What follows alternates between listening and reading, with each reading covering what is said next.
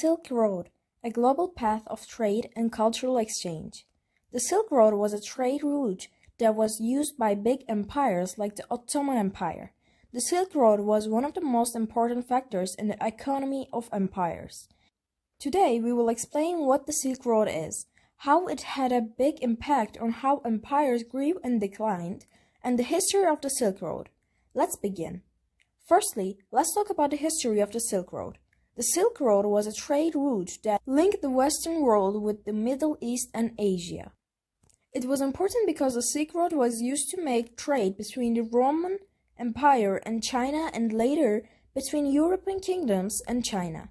While these empires used the Silk Road to trade the materials they owned, different religions and cultures were spreading around the world because of the cultural and religious gap between the countries that traded. The Silk Road began to fade away around 14th century.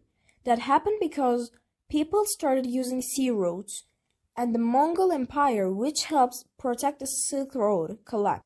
German geographer and traveler Ferdinand von Richthofen first used the term Silk Road in 1877 CE to describe the well-traveled pathway of goods between Europe and East Asia. The Silk Road became so famous that a game developer used to name Silk Road as their game name. Now let's talk about the history of the Silk Road. The Silk Road was established by China's Han Dynasty, and the first time that the Silk Road was used was in the 1st century BCE. The Silk Road stopped being an active trade route in 1453 CE.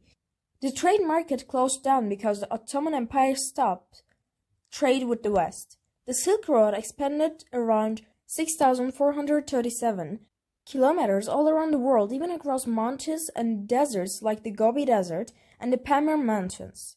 Sometimes there were problems on the Silk Road.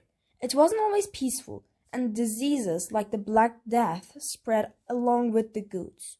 However, it mostly brought cooperation, learning, and new things.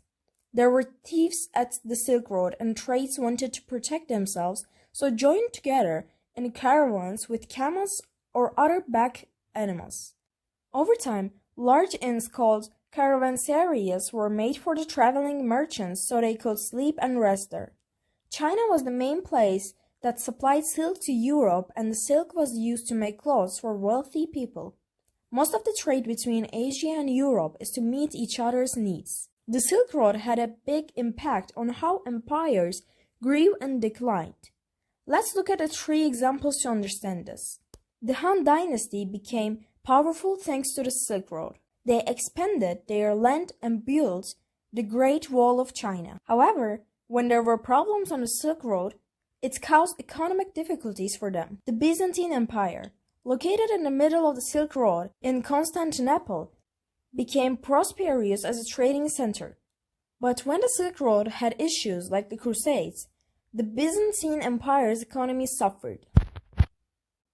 The Mongol Empire, led by people like Genghis Khan, controlled crucial parts of the Silk Road, which helped trade and the sharing of cultures. However, when the Mongol Empire weakened, the Silk Road also declined. In this video, we explained what the Silk Road is, how the Silk Road had a big impact on how empires grew and declined, and the history of the Silk Road. Please like our video and consider subscribing. As always, it was Hassle Times.